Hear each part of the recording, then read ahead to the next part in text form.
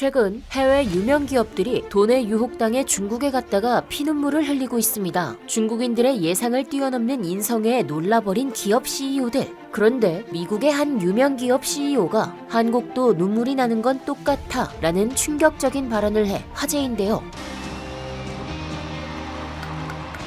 前一阵子有一个事件，就是说一对游客，中国的游客去日本的一个超市，然后把东西吃完才去交钱，然后呢，那我就跟那个收银员就打起来了，好像那个收银员就被打了，报警。男性朋友，我们俩每天晚上都会试，我说但是我也会哎。 我不知道你们，我有时候会，比方说我在超市里面，我就是很渴，然后我没有日本人能忍，我就打开喝了。因为我反正要交钱的嘛。然后我就拿空瓶子去交钱，对我们的收银员来说特别正常。在视频，然后他就面部表情卡住了，我以为没网了。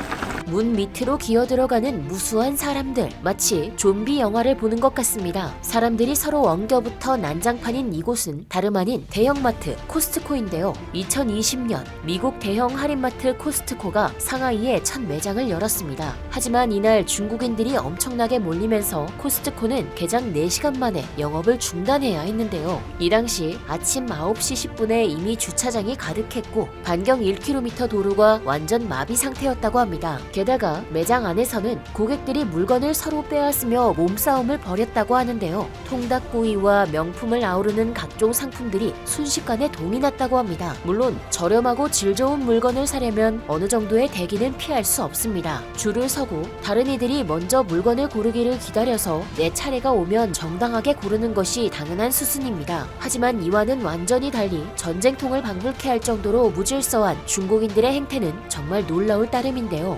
돼지고기를 사기 위해 손으로 고기를 붙잡고 거친 싸움을 벌이는 모습까지도 나타나 세계인들에게 충격을 전해주고 있습니다. 이뿐만 아니라 중국은 계산하기도 전에 제품의 포장을 뜯어 음식을 먹고 훔쳐먹는 이들까지 있었는데요. 계산 전에 김밥이나 초밥을 집어먹거나 음식을 빼먹은 상자를 진열대에 놓고 가버리는 이들도 있었습니다. 심지어 신선식품 코너에서 생연어와 전복을 뜯어먹는 이들도 있었다고 하는데요. 게다가 쓰레기통에 아이들이 소변을 보게 하는 이들도 있었다고 합니다. 복도 바닥으로 소변이 흘러나오는데도 사람들은 태연하게 웃고 떠들면서 쇼핑을 하기도 했습니다. 정말 우리나라에서라면 상상할 수 없이 상식 이하인 행태입니다. 그러나 이런 놀라운 중국인들의 행동이 일상이라고 하는데요. 한 중국 방송에서는 일본에서 일어난 중국 여행객과 캐셔의 충돌 사건을 소개하면서 이를 오히려 자신들이 옳다는 식으로 말했습니다. 중국인은 계산하기도 전에 먼저 음료수를 마셨고 이로 인해 일본인 캐셔와 충돌이 있었다고 합니다. 하지만 이 중국 방송에서 진행자들은 어차피 나중에 계산할 것이기에 먼저 마시는 것이 아무런 문제가 없다는 태도였는데요. 계산도 하기 전에 마시고 먹어도 괜찮다니 상식적으로 잘 이해가 가지 않는 주장입니다. 중국을 제외한 세계 어느 곳에서도 통용되지 않을 주장이기도 합니다. 그러나 마치 그것이 당연하고 정당한 일이라는 듯이 자신들을 포장하기에 급급한 중국인들의 모습이 우스울 정도인데요. 더군다나 코스트코 사태는 중국인들의 민낯을 낱낱이 까발린 사건이었습니다. 그동안 중국인들은 미국 제품은 절대 안 쓴다는 태도를 고수하고 있습니다. 반미 정서가 널리 퍼져 있기 때문인데요. 그러나 실상은 이와 전혀 다릅니다. 중국인들은 사실 미국 제품에 환장했다고 표현할 수 있을 정도인데 입으로 떠드는 말과 다르니 이 모습이 우스울 수밖에 없습니다. 이로 인해 중국, 해외 네티즌들의 비웃음을 사기도 했습니다. 해외 네티즌과 중국 네티즌은 맨날 반미거리더니 미국 매장엔 손님이 폭발한다. 입으론 반미를 외치지만 어디 가서 줄 서고 사재기해야 하는지 잘 알고 있다 라며 중국 시민들을 비웃었습니다. 중국 소비자들이 무역 전쟁을 외면하고 미국 제품 소비에 열을 올리는 모습이 그들 자신에게도 우습게 보였던 탓일 텐데요. 한 네티즌은 미국을 반대하는 것은 일이고 미국을 사랑하는 것은 삶이다 라는 중국의 관변 논객 스만한의 발언을 이에 빗대어 비꼬기도 했습니다. 대만과 홍콩의 문화 수준을 비교하면서 같은 민족이지만 중국의 수준은 확실히 다르다 라거나 본토인들은 공산당의 문화혁명 이후 예의범절을 상실했다 라는 등의 강도 높은 비교와 비판 역시 보였습니다. 이처럼 거의 전쟁통에 가까운 난리를 겪은 후 결국 코스트코는 중국 상하이에 매장을 연 첫날 4시간 만에 안정상의 이유로 영업을 중지해야만 했습니다. 중국이라면 이제 치를 떨 코스트코. 반면에 한국에서는 감사함에 눈물을 흘렸다고 하는데요. 코스트코는 작년 12월 한국 덕분에 매출이 큰 폭으로 상승했습니다. 무려 전년 대비 12.3%나 증가하면서 코스트코 전체의 매출 증가를 이끌었는데요. 우리나라의 코스트코는 중국과는 정반대로 질서정연하고 깔끔한 형태로 운영되고 있습니다. 여기에는 고객들의 수준이 반영되어 있는 것인데요. 우리나라의 고객들은 아무리 사람이 많이 몰릴지라도 서로 상품을 차지하기 위한 몸싸움 같은 것은 아예 꿈도 꾸지 않습니다. 그저 줄을 서고 차례대로 물건을 사갈 뿐인데요. 말끔하고 질서 있는 고객들이 매출까지 잘 올려주니 코스트코 본사에서는 우리나라에 감사할 수밖에 없는 상황입니다. 코스트코 회장 제임스 시네갈은 한국은 진짜 환상적이다. 생각만 해도 눈물이 난다 라고 말할 정도니 더 이상의 설명은 필요가 없겠네요. 한편 중국에 진출한 디즈니랜드 역시 예상치도 못한 문제에 골머리를 앓고 있는데요. 디즈니랜드에 가면 미키마우스 인형탈을 쓴 직원들이 있습니다. 아이들과 함께 놀아주기도 하고 사진도 찍어주는 디즈니랜드의 정식 직원들인데요. 하지만 중국 디즈니랜드에는 이를 흉내낸 가짜 미키마우스가 와서 돈을 받고 기념사진을 찍어주기도 합니다. 난데없는 불청객이 들어와 조악한 인형탈을 쓰고 돈을 벌어가는 어이없는 상황. 또한 디즈니랜드에는 도날드 덕 등 유명 캐릭터들의 조각상이나 인형들이 많이 서 있습니다. 이러한 조각상에는 가짜 사탕을 접착제로 발라 붙여 장식하기도 하는데요. 이것마저 중국인들이 강제로 뜯어 훔쳐갔다고 하네요. 정말 해외 기업들이 중국에만 가면 고통받는 상황입니다. 한국 매장에서 느꼈던 한국인들의 높은 시민의식을 생각하면 이제 기업들이 어떤 선택을 해야 할지 제대로 판단할 수 있을 것 같네요. 중국과 한국의 공중도덕, 시민의식 수준에는 아주 현격한 차이가 있습니다. 품격 있는 태도와 질서정연한 대한민국의 시민의식, 우리나라의 질서 있고 품위 있는 모습이 계속되기를 바라면서 지금까지 얼큰한 뉴스였습니다. 감사합니다.